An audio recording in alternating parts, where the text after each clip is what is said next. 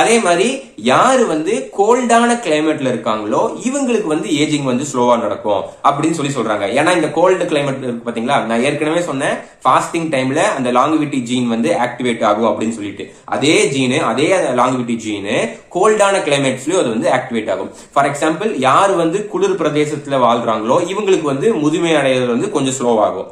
ஹாட்டான பகுதியில் வாழ்றவங்களுக்கு முதுமை அடைகிறது வந்து கொஞ்சம் ஃபாஸ்ட் ஆகும். சோ அந்த மாதிரி தான் இருக்கும். இப்ப நம்ம ஊர்லயே வந்து நம்ம இந்த மாதிரி கோல்டான கிளைமேட்ல இருக்கணும்னா என்ன பண்ணணும்னா, காலையில இருந்து சாயந்தரம் வரைக்கும் ஒரு டெம்பரேச்சர்ல இருக்கும். நைட்டு படுக்கிறதுக்கு முன்னாடியோ இல்ல சாயந்தரத்துக்கு அப்புறமோ நைட்டு விண்டோஸ் எல்லாம் ஓபன் பண்ணி படுத்துட்டோம்னா டெம்பரேச்சர் டிக்ரீஸ் ஆகும்.